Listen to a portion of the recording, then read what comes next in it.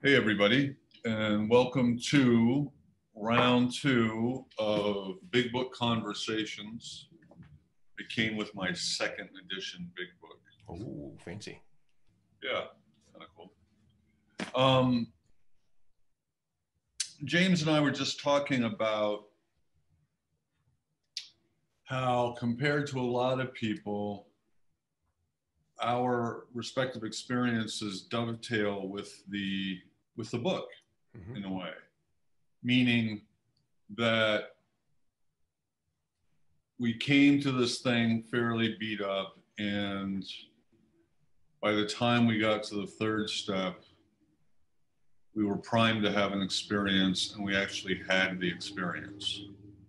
Which is not to say that other people don't have experiences, but they seem to usually have them later in the steps. So there's something about the sort of setup for a third step that sometimes plays a certain way and other times doesn't. But for us, it did.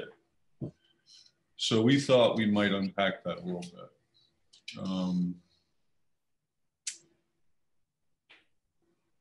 So can you recall what was going through you, both mentally and emotionally, in the chapters leading up to the third step? Wow, maybe. My impression, so my first impression of having heard or read what's in the book was Thursday night meeting, church basement, first time going to a big book meeting ever after having met you, and you sort of talked up meeting gets kind of spiritual sometimes. You can take part of that or not. And then in the structure of that meeting was somebody would open up the book. We left off on page whatever. They'd start reading from there, and they would keep reading until they had some kind of feeling, or like there was a piece of the book that popped out at them, and they would sort of tell their story in conjunction with whatever quote or passage that was. And then people around the room would start sharing their experiences with the same thing. I don't remember what we were on or what we were talking about or what was happening. I just remember like my impression of like, wow, these people are really, they seem okay. And then they would talk a lot, and then they would say God, God, God, God, God. And that, that there was the sort of fascination and then like aversion to the whole thing. Like, wow, they seem good. And then, ooh, talking about God stuff. Because I was raised religious in the way that I didn't appreciate, sort of dropped out of the religion before I started getting high. And I think like a lot of people, there was this built up animosity toward organized religion and language of God. And that's like a big sticking point, right? But the book made a big impression through the people that were living it. And I took a copy home. I think I stole one of the little books that were the meeting stole. And then I read it. It just had the first 164 pages in it. It didn't have the stories. It was just a little print version. And I read it cover to cover that night. I don't remember it, and I didn't remember anything that was in it. I couldn't stop going through it. I knew that something about it was like I needed something from that. I guess I don't remember what my first impressions of the other chapters were. I remember thinking Bill was kind of a funny old guy from the Depression. Drank in a way that I had never really drank, mostly a drug addict. Alcohol was like a finishing move on on other substances. But didn't we sit down and do chapters over a period of time, the two of us? No, well, sort of. I think I was in meetings for maybe a couple months, and the first time we sat down was kind of like a highlights version of the text. It was like, you absorbed a lot of this from meetings, so let's just focus on a few of these quotes. Actually, is what we did. You focused on recovered. You focused on restless, irritable, discontent, definition of compulsion and obsession, and kind of worked through major ideas that were there, leading me up to a third step. So I got from the meeting, I sort of got, Bill's story, and it's hard to relate to, but there's certain feelings or patterns that sort of emerge that's similar. And more about alcoholism are related to that in the way of like oh, that's how I get high, but maybe not necessarily specifically with alcohol. So it was an interpretive thing there. You were going to ask. Well, I was just going to ask you, leading up to the third step, did you have this sense of something churning inside of you? Yeah, for absolutely. Right. And it was mostly the struggle between I really want to feel the way these guys feel. I really want to make the transition that they're talking about from I don't want to feel like I feel anymore. I want to be something different. I don't want anything to do with God stuff. I don't know how to reconcile that. And there was this like it's pretty heavy, high stakes, like internal wrestling of like, I want to change my whole way of being, but I can't accept this idea. Blah. Um, and well, the experience that I remember was walking. We lived in a college town, Farmington, and I lived just maybe 10-minute walk from the library, and was walking to the college library, and wrestling with all this stuff, and everything just sort of got quiet all around me and quiet inside me. And in my memory, it starts to snow, but it's not like when I put the timeline together, it's not possible. It was snowing. It was like summer or something. But I remember it that way. And then what happens is a phrase from scripture comes to mind and repeats itself over and over and over again. It says, "Thy will not mine be done. Thy will not mine be done. Thy will not mine be done." It's not, it doesn't feel like it's coming from me, like my conscience, it's just like coming at me or into me, right? And initially there's the same resistance. Like that's like the bullshit that I was raised on as a kid. It's like trying to become a robot for Jesus or something. And like, God's trying to destroy my will or whatever. Why would I buy into that? And then there's a sort of a vision is presented of like the timeline of my life so far, which was a story of what my will looks like. And my will looks like I float through life in relative ease and comfort and privilege. And then I reach a point of decision and I just pick the most selfish thing that's going to make me feel the best, the thing that I want the most. And then my life gets a little bit worse and it goes on. And then another point of decision, I make the same selfish move and my life gets a little bit worse. And that's like a series of like cascading events until I reach the point at which I want to die. And that's what my will looks like. That's what I do. And I do seem to be a prisoner of that. Like looking back on all those points of decision, I couldn't have chosen differently. Like I only had what's in it for me. That's all I have. That's my, like the James program is make me feel good, make me feel better. So it became clear, like if that's all I've got, the idea of some other will coming in and replacing that meant that maybe I could have, at least go flat instead of keep going down. But like maybe I could have a better life. I could have a life that functions. I could be at peace, right? And like the clarity of that was so piercing that I started to cry. I walk into the library and this is like, crying out your nose type crying. It's like gross. It's messy. And I locked myself in the downstairs bathroom and got on my knees and I couldn't remember the third step prayer. I think you and I had scheduled like to do a third step that weekend or something. And I just said, I don't even remember what I said. Something like, I don't know how to do this. Please help me. Something real grasping and simple and true like that. Right. And then it wasn't like angels and sunbeams after that, but it was like, I instantly felt like I'm okay. I'm like, I'm going to be all right. I knew that there was like some kind of response. I don't even know. I couldn't even say like, there wasn't like a visitation from that or something, or like, you will be okay now. It was just like, I'm on new ground, And the durability of that, did you have an immediate confidence that it was durable, or did you have to wake up the next day or the next 30 days and it felt solid.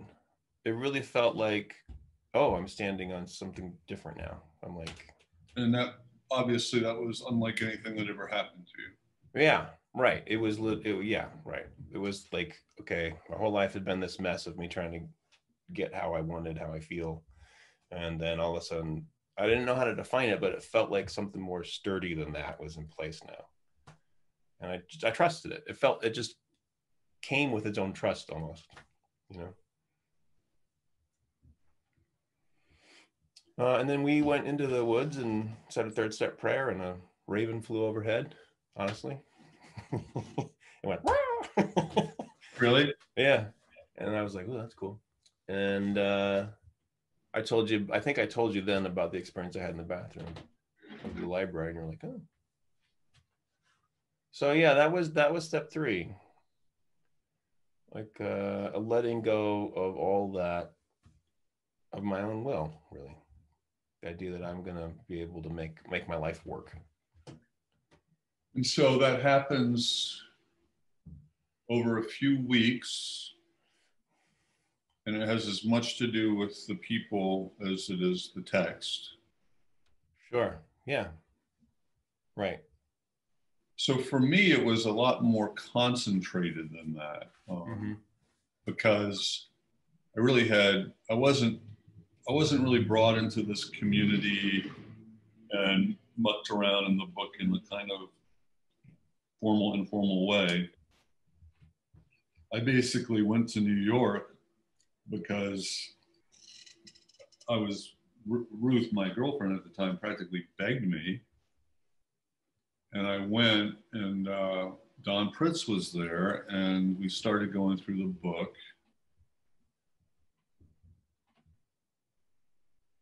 And I didn't have any experience with the book. I read chapters or something, stories. And the people that I was with were all strangers except for her. And they weren't really that compelling. They weren't bad or anything. They were kind of like window dressing or something. They were there. Yeah. But it was really Don going through this book. And I can remember after about a few hours, because we went from Friday to Sunday, after a few hours, I even said, I feel high. Mm-hmm. And what really got me was the paragraph in the doctor's opinion about they are restless, irritable, and discontent unless they can experience a sense of ease and comfort. Yeah. And that, because everything, I'd been sober for 8 months at that point, and everything had been so strenuous. It was just tiring. And the tiring was this trying to create something in myself or trying to make sense of my inner states in light of what I thought I knew about recovery. Mm-hmm. And it was just, it was like, Chinese cereal boxes or something. It was just, oh. And then when we did the third step, and it's kind of interesting the way you were talking, because the most conspicuous thing about my third step was the silence. Mm-hmm. And the silence, the way you described it, the will thing and chasing self-will, to me, that's that is very textual from the book. I mean, that's right. Not that you're referring to that, but for me, it was more like the silence and the stillness gave me some vision all of a sudden where I could see that all the strenuousness leading up to that weekend was alcoholism. That's what really got me was sure. That was alcoholism. Right. There really is such a thing as alcoholism absent alcohol. Mm-hmm. And I could only really grok that in that silence. But, the reason why I asked about the durability and the awareness of the durability, and your answer just totally satisfied me, because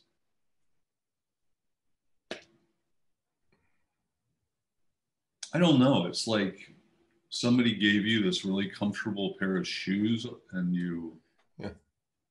you're like, but then you don't really realize that you're going to wear comfortable shoes the rest of your life or something. Yeah. And that was, but it was very durable. It was extremely durable. And in fact, I feel like as the days passed afterwards, I grew into the awareness of, oh, something really happened to me. Yeah. Well, you get to start to see the implications of that in the details of your life now. Right. It's like reformed the way I drink coffee in the morning. It's Yeah. like reformed the way that I think about myself as a college student at that time. Like noticing the neighborhood. Yeah. Right. Way I walk down the street. Chatting up people. That kind of. Right. Yeah. There's a sort of a comfort and a groundedness that sort of followed me around into every interaction that I had, and in regards to like the things that used to really worry me. It's not that I didn't have fears anymore, but there was this different sensibility about them. Yeah, and what's so weird now, it's just sitting here, this is why these conversations with you are so great. So then you and I will go on this thing that's lasted forever, decades, where we keep going into this book and and we get very exegetical about the book. Yep. Right. We keep noticing things. We keep extrapolating things. The book keeps morphing for us. And that is helpful to the people that we're trying to help. Mm-hmm. But you really got to kind of step back for a second and go, I was getting something when I went through the book at the very beginning, but it wasn't all that stuff that I'm seeing now. Okay, right. So there's really, that suggests to me that there's a kind of an energetic or something that's going through this. Mm-hmm. That is sort of, the book is a vehicle of it, and the concepts are undoubtedly important and they carry energy and all that. But there's something going on beyond that.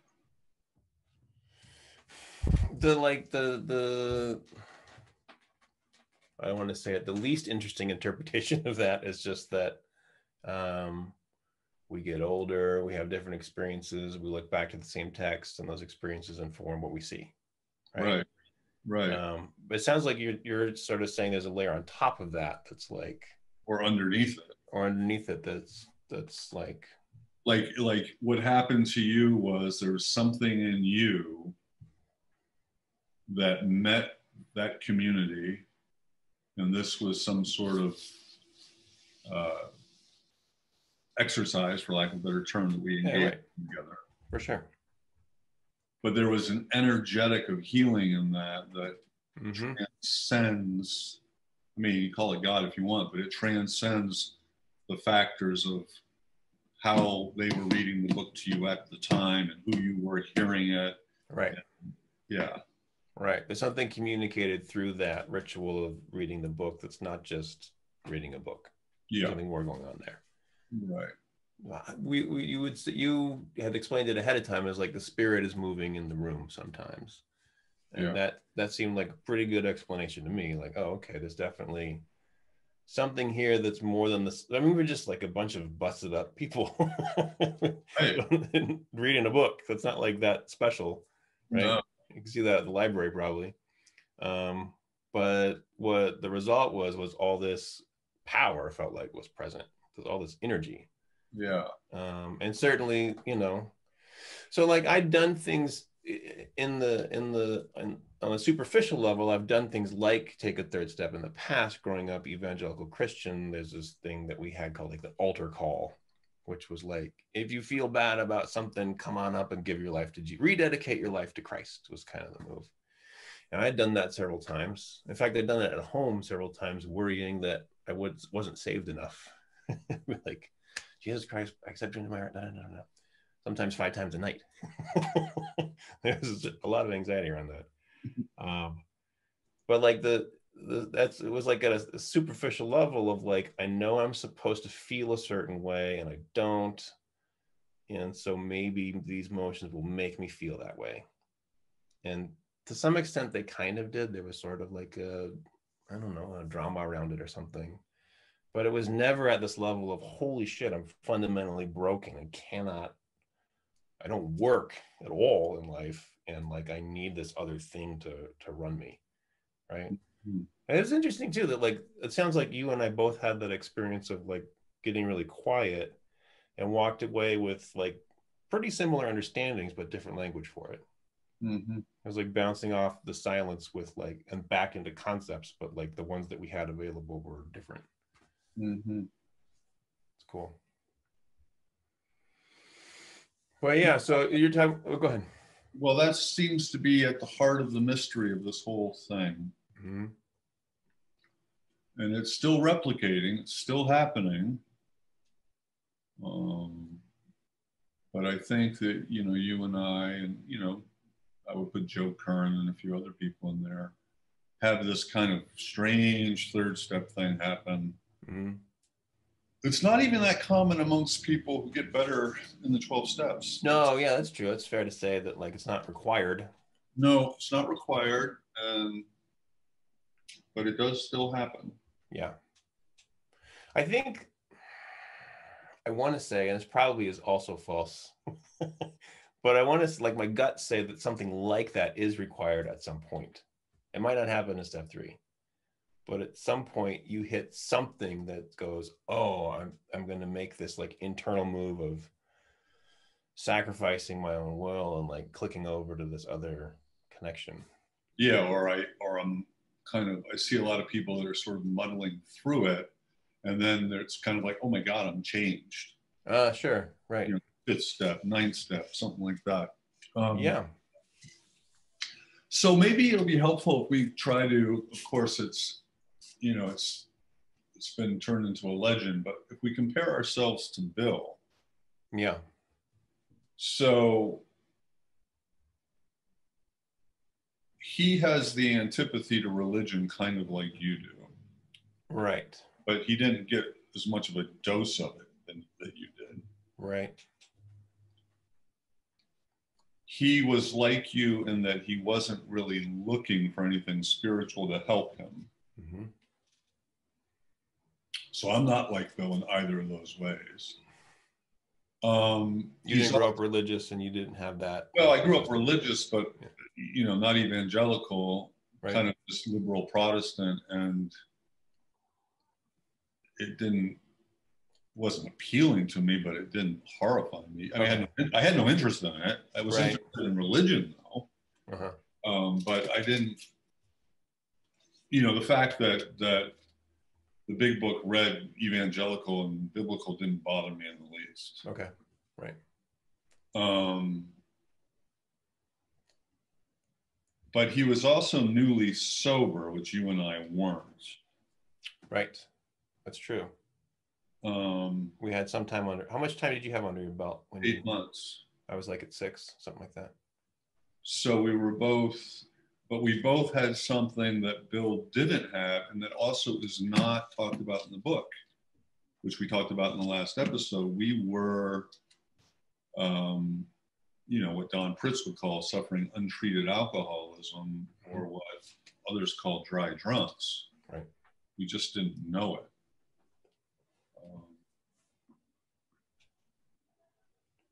Right. So Bill's fresh. Bill's like right in the midst of all the drinking and right. Is that in fact detoxing at the time that he has his experience. Right. But we've reached levels of desperation that were, at least in my case, approaching suicidality. Yeah, same. Yeah. So there's what's similar there is like the despair and the bottom or whatever. The like, right. Oh shit, I can't. This doesn't work. And the messengers that came to us, all 3 of us, were largely unexpected. I mean, Bill's case, he actually could see a change in somebody that he used to drink with, yep, who was horribly alcoholic, and he couldn't deny his eyes. Mm-hmm. And you couldn't deny that there was something weird about those people in that meeting. Yep. And I couldn't deny that Don was some freaky ass thing I'd never seen before. Oh, yeah. So we all had these messengers that were kind of arresting. We're desperate.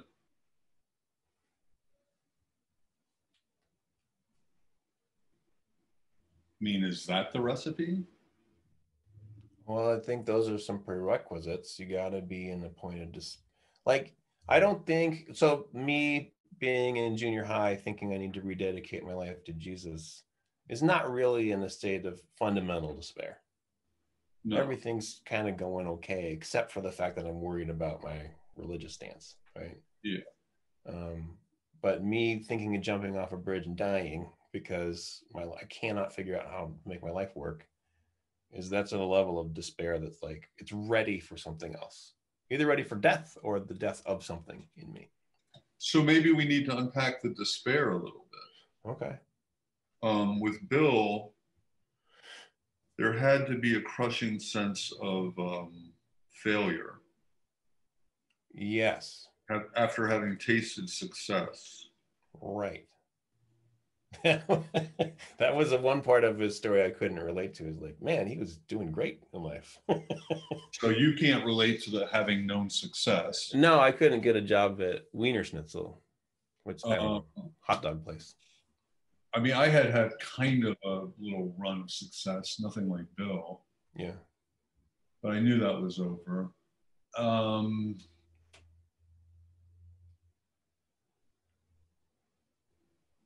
Well, there was alienation. Sure. That's part of the despair, not feeling like you don't belong. Yep.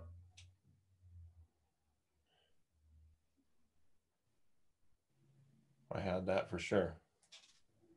There was some sense of guilt or loss around women. Yeah, I guess that's true for me too. Like not able to make a romantic relationship function. Right, or being really hurt by them, or maybe getting in one that you wanted to keep, but you couldn't keep it.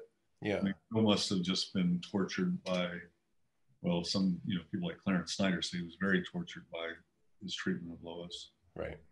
So it's like, I think that's part of the alienation. It's like, my relationships don't function, including my romantic relationships, my sex relationships. They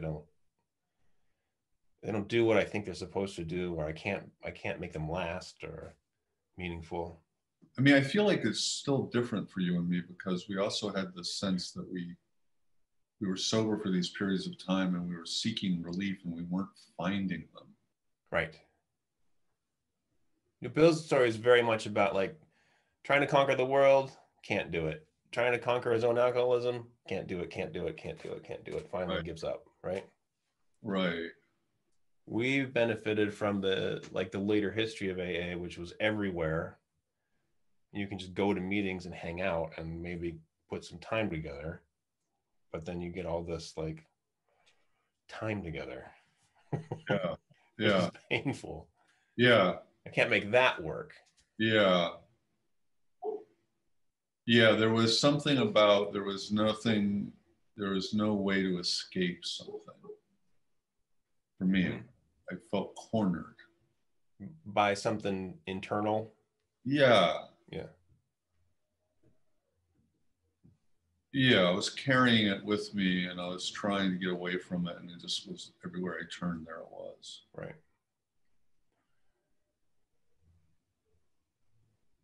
Everything was a sigh. Right? Not a sigh of relief, but like a... Yeah, like, oh no, another thing. Yeah. I have to do this now. Whether it's washing the dishes or meeting your mom for lunch or whatever it is. Somebody walking into the church basement. Oh, fuck. Yeah. Heavy going of life. That's a piece of the book that really popped out. They were needlessly making heavy going of life. Right. I didn't know I was making heavy going. I just felt heavy going. Heavy going was life. Right. That's what I thought. You get high so you don't have to have all that heavy going for Right. a little I think bit. that's very true. That's right.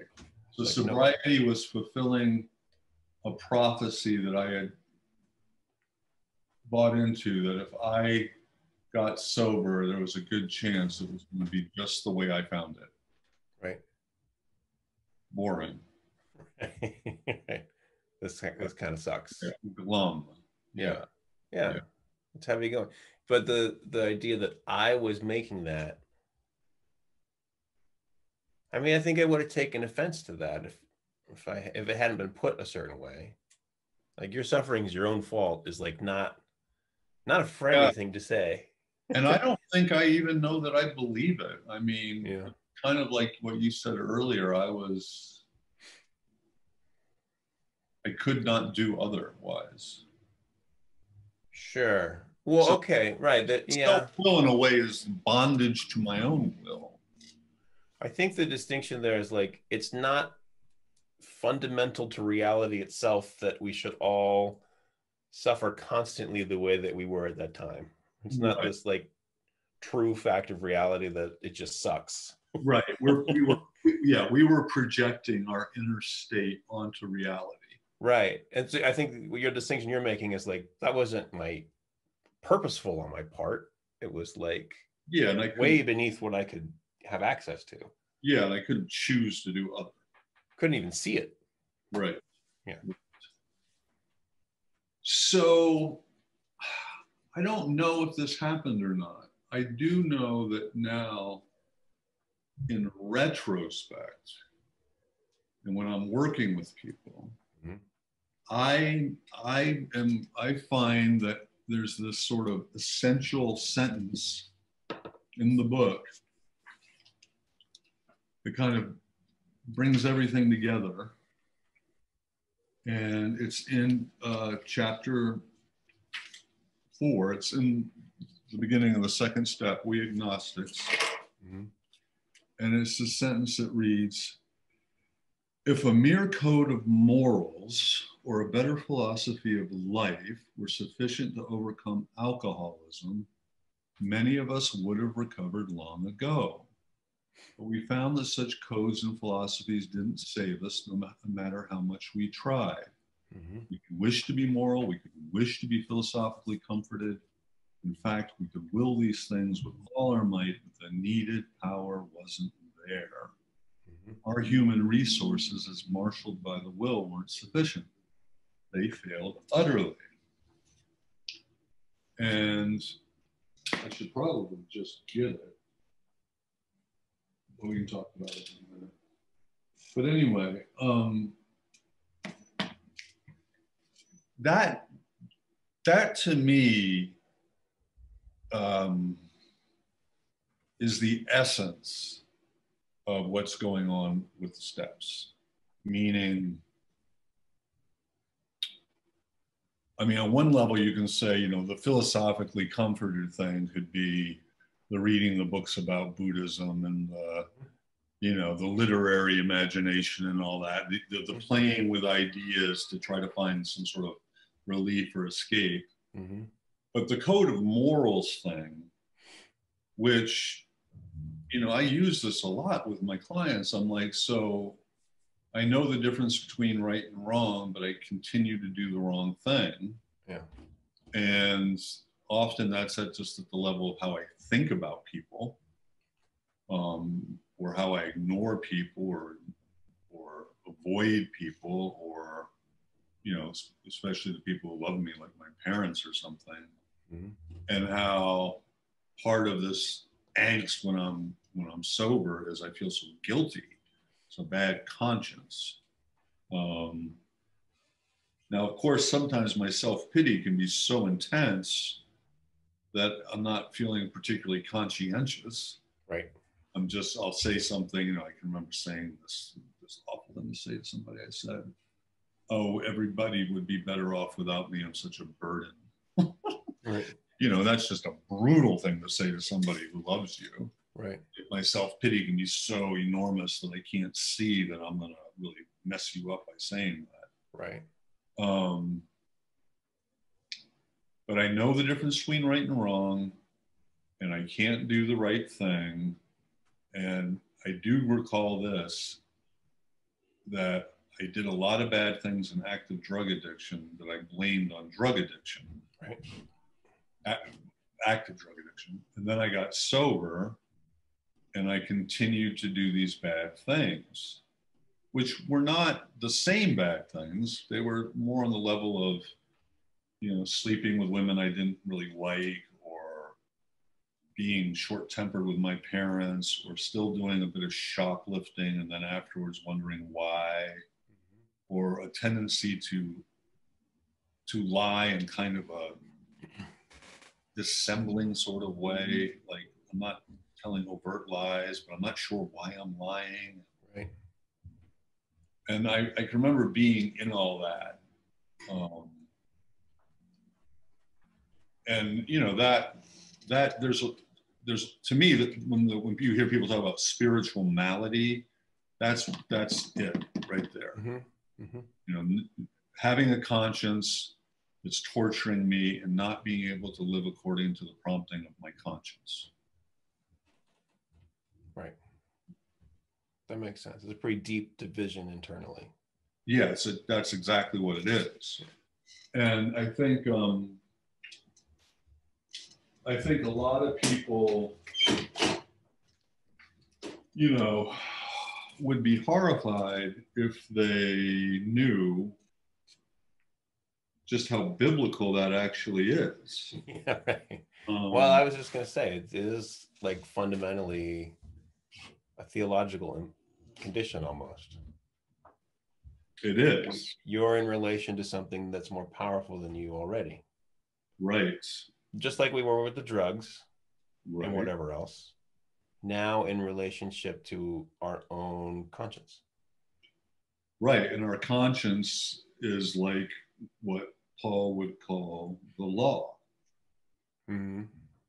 And the law is in there and it convicts me. You're going to read me some Bible? I am. All right. I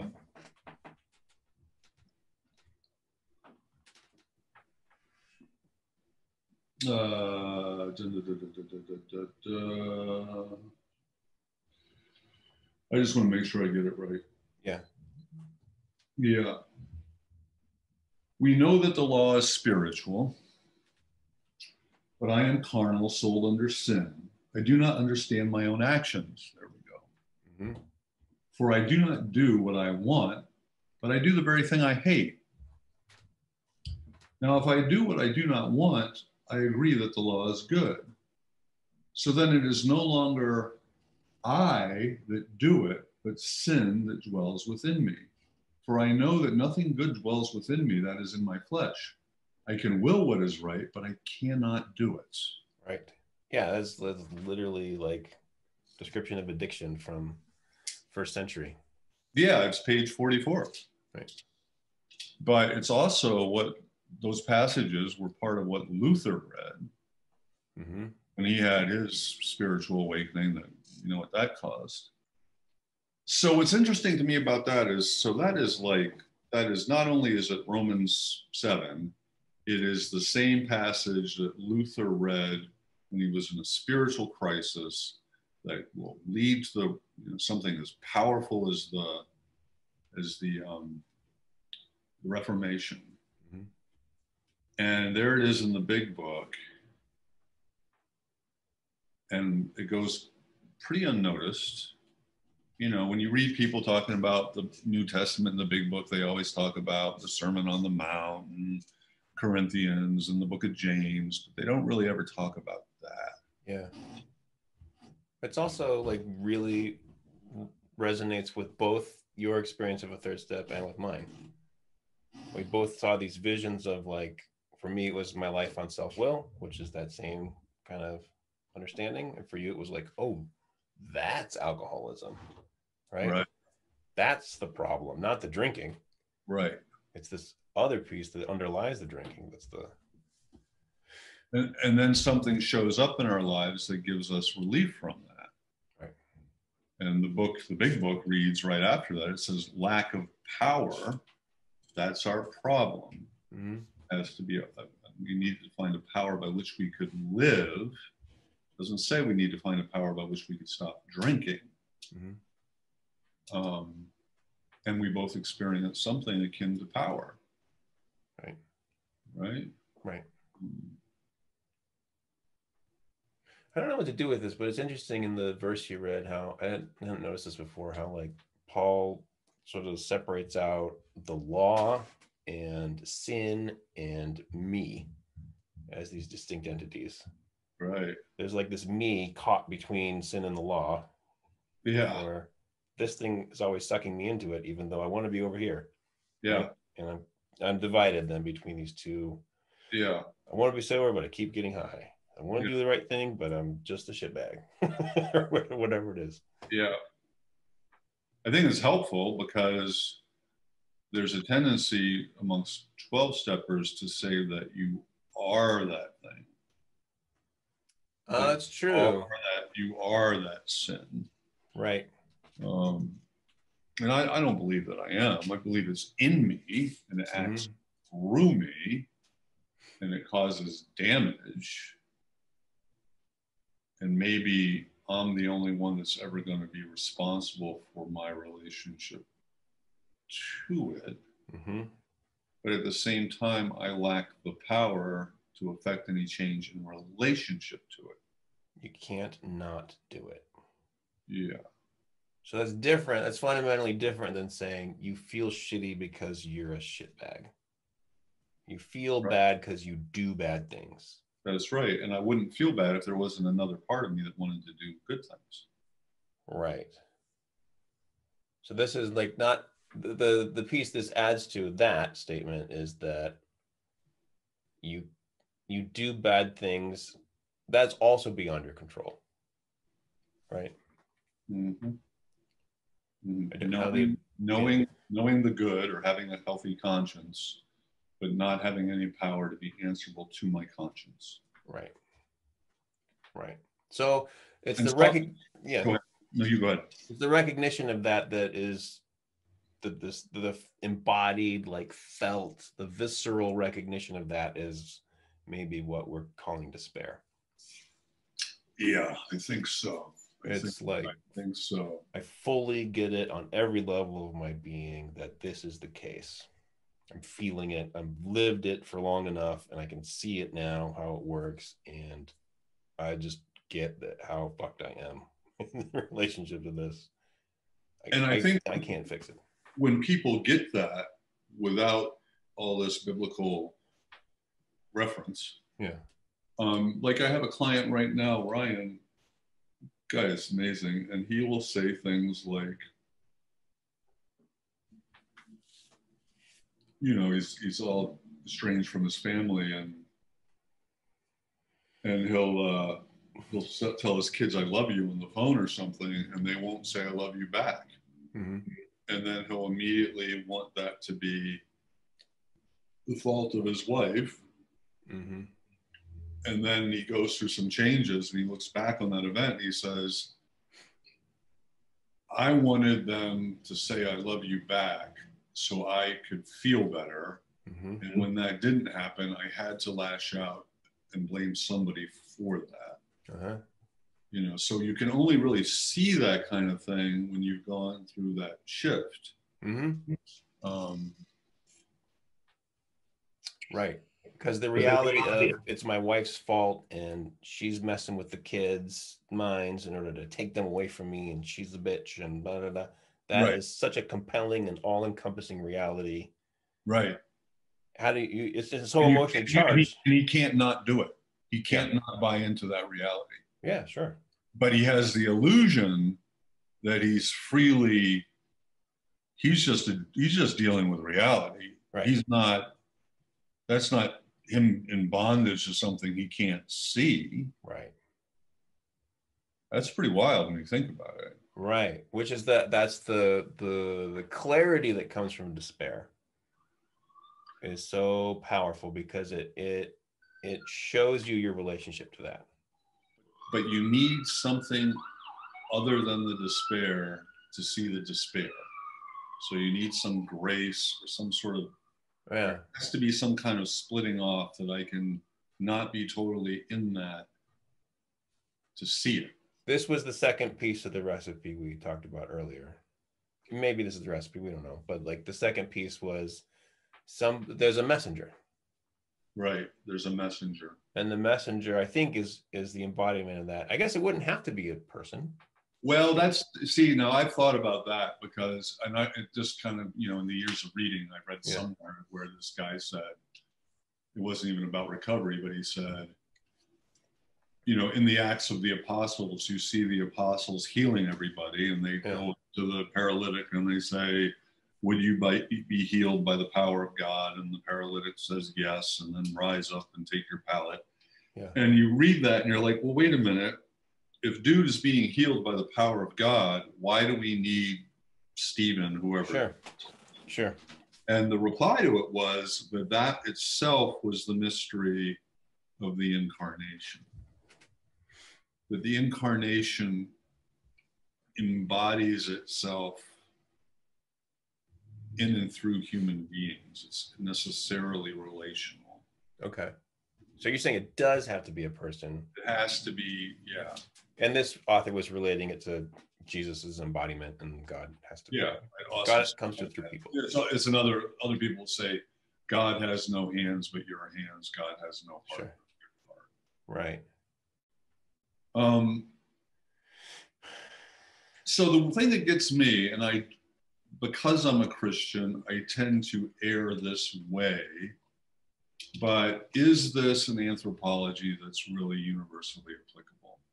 Is this really speaking to the human condition? Well, I think we have to be super careful anytime we want to do that. Well, that's it. I mean, but isn't that fascinating? Yeah. Because, if you've had the experiences that we've had, then it's going to be very hard to not generalize that. Well, we both were guilty of that. But yeah. Oh, yeah. We told everybody how wrong they were. Yeah. Yeah. And we gotta do it like cram people into these these holes. Well, so in our defense, we'd had these really compelling experiences and wanted other people to have them so they could feel better. This is better than that. I can see you're doing what I did. Why not have this? Yeah. And sometimes we see our own experiences replicated in other people, which validates that fuels the fire of like, you really see? Yeah. You're doing it wrong. By this, yeah. They see it also, the people that don't get it reinforces the wrong thing. Where it starts tending towards blaming the victim. What are you saying? Well, so like people, it didn't happen for them, therefore who thought could it possibly be but theirs? Right. Yeah. So it saves the few at the expense of the many in a way.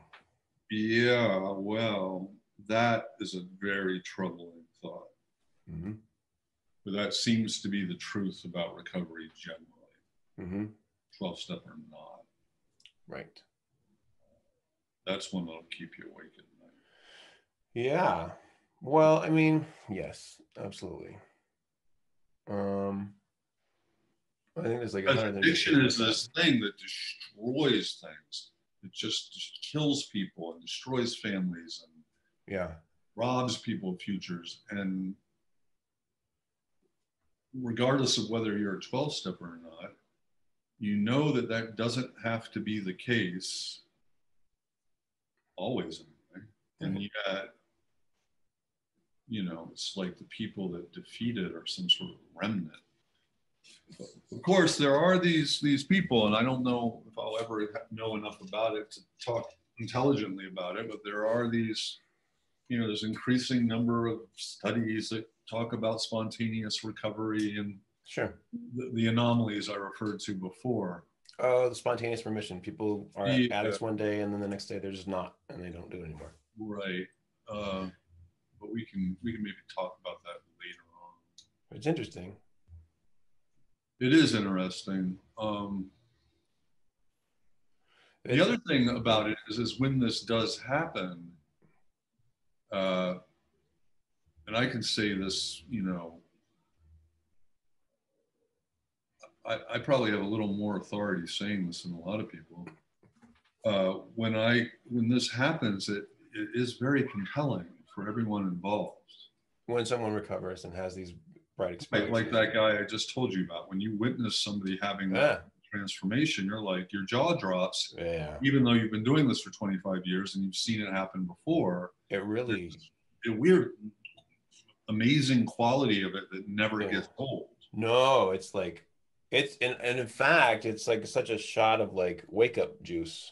It really feels like, whoa, that's why we're doing this. I forgot. Yeah. Even if I, yeah, it happened to me and I kind of forgot. Yeah, right. On the conceptual level, I would have told you this was true, and I've been telling people this is true for a long time, and yeah, you should do this in order to have that, and blah, blah, blah, is what happened to me. But the substance of it is like so thin until something happens again, you're like, whoa, like, holy shit. Right. I mean, I wish it wasn't that way. I wish there was like the norm that I would just say, try a third step. Here's how it works. And then we'd have these spiritual fireworks all the time.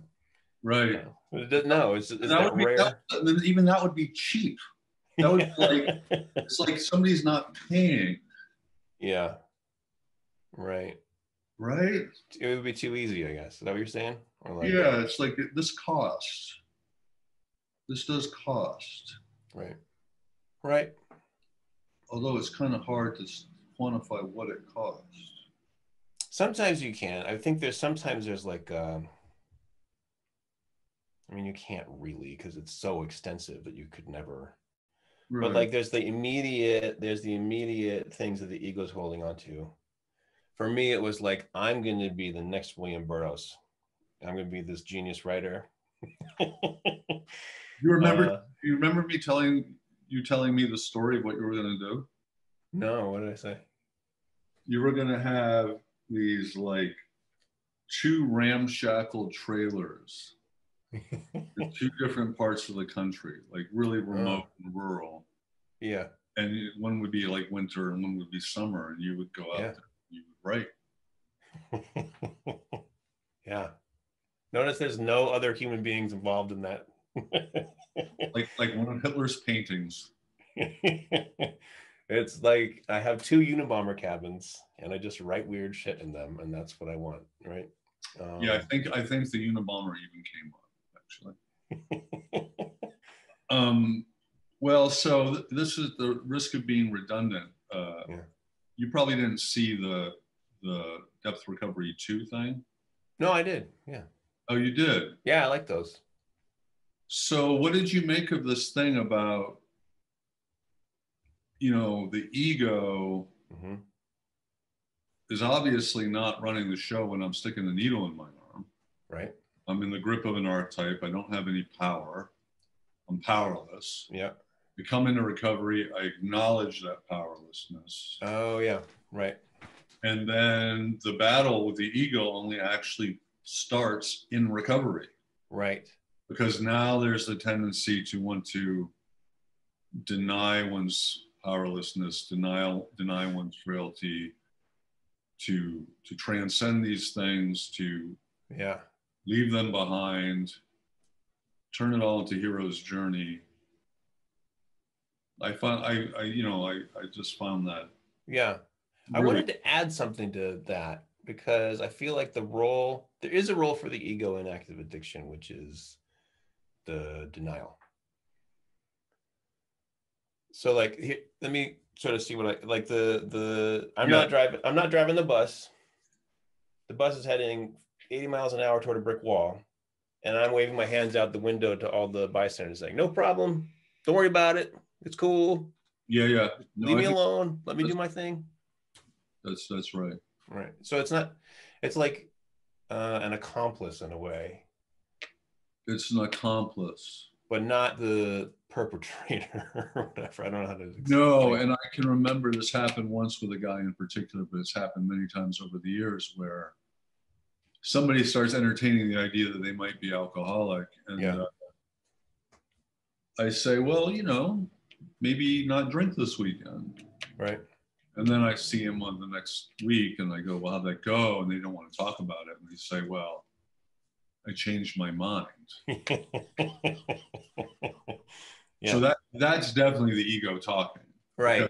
It's the illusion of being in control. Which I gotta maintain. I gotta maintain. That's right. Yeah, I have to. And then you're right, it pops right back up without missing a beat once you're sober, saying, see, Yeah. I've got it. It's under Yep. control. And that's exactly what despair is meant to slice in half. That moment of like, I've got this. But then when you get relief from despair, it comes back again. It comes back again. Yeah, it's definitely part of the dynamic. I'm not suggesting that, the ego won't reassert itself again and again and again and again. Yeah, yeah. But it's at the heart of something.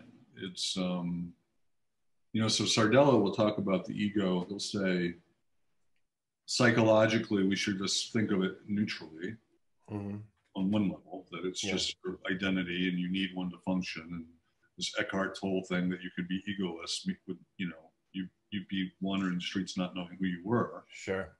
But he says when people bash the ego, what he says, that's egotism.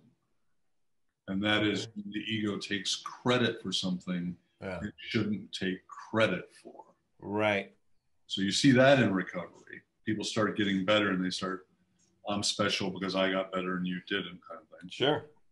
But then he says, Stardello also says there's the mystery of the ego. And he would say that's when the ego can sacrifice itself. When I can diminish my own, the miracle of humility, if you will. Yeah, I like that. There was a while where I was saying something like, my only job is to get out of the way. Right. And that's something like which is like the ego's job is to like notice its own bullshit. Yeah. To step aside so this other thing can make something happen. But even that is almost egotistical. It's giving you the power to get, this is where it gets quite mysterious, the power of getting in and out. Right. I mean, Simone Weil used to say the only thing she could do was lift her gaze towards God. And then if she succeeded in that, some small freedom in the attention, then maybe other things may follow from that. Well, you're saying that even that gesture is egotism. I'm saying that it can become egotism pretty quickly if I say I have the power to get my ego out of the way. Okay, right. Whereas Simone is saying, no, I look to God. Yeah. And then things will happen or not. That's about the extent of what I can do. I get that. I think so. Because there's like a series of levels at which looking to God can be meaningful. I can go through the routine of an 11 step in the morning or something, and it's nothing. Yeah, no, she means something sincere. Yeah. Well, so then that's very similar. Like, where does the power to be sincere come from? Where does willingness come from? Yeah. It's tricky. Well, yeah. Yeah, sometimes Robert Sardello will say, who escapes? That's very interesting. What do you mean? Because there's some part of us that escaped addiction, either active or sober. Yeah. And there's some other part of us that had to get left behind for the escape. Something had to be left behind. Maybe it wasn't part of us. I don't know. But there's something that escapes and something that doesn't escape. Right. Or something that's still with us and just is like having a nap. That's the metaphor we hear in meetings, right? Say it again. We hear this metaphor in meetings that my addiction is still with me, right? It's sort of like distanced or like working out, or it's doing something somewhere else. Push-ups in the parking lot. Yeah, which I think we kind of poo-pooed that last time, but it actually has some validity, which is that what if I do go get high again? There's going to be this reaction, right? Yeah. It didn't. It didn't. It has the validity too that despite being recovered, life is still full of messiness. And Yeah. What I said in that the thing the other day was there's something about the ego that wants to deny creatureliness. Mm-hmm. That I'm dependent, not just God, but on my wife and the air and food and yeah, I'm pretty weak. Right. I'm pretty weak. It's that, yeah. I'm pretty frail. Right. But on top of that, I'm inflated. Yeah, the inflation is a denial of that. Right. Yeah. So despair, like I'm not in that sense of despair right now. No, but it's not because you're necessarily inflated. It's because something's delivered you from the despair. Right. Although the truth that was shown in the despair is still true. Yes. It's still true that I don't have any control over my worst behaviors and that I have to rely on something else to do that for me, which I distance myself from by time and comfort within sobriety. This is like an old timerism, right? Yeah. I've been around here for a while. I had my recovery. I'm feeling like it's, I got this. Or it's sort of, I wouldn't tell you that I'm in control of my recovery, but it sort of feels like I can expect this inertia to keep going, right? Yeah. So that's, I don't know if that's inflation, but it's sort of like a. Well, it is a reassertion. It's the ego is definitely showing up there. Right. I don't want to be crying out my nose in the bathroom every day. No. How broken I am. But that's why I think that depth recovery thing is so interesting. Is there's something that Hillman says the ego can be relativized. You can eventually get to a place where you can kind of see it. Mm-hmm. Still the seed, it's still the conscious thing running the show, but now I can kind of see it. I can observe a position. That's right. And then I can start, it becomes easier for me to stay with things like weakness and pain and loss and inferiority. And not only to stay with those things, but to realize that those are the things that enable me to have connections, meaningful connections. Whereas this rising up, this heroic thing of transcending it is actually what starts cutting me off. Right.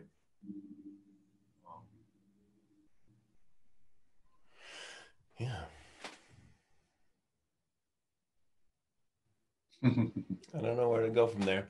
I don't know if it's wrap up time or if we want to keep spinning. Yeah, we can wrap up. Yeah. So I think next we should probably go into the inventory and yeah. And I think a lot needs to be said about what it is and what it isn't. Okay. Like what you can expect from it and not expect from it, what it can and can't do. And what's its overall role in this trajectory of exercises? Yeah, that sounds great. Yeah. And tune in next time. What does it mean to, tune in next time. All right. Thank you all. Until next time. See you.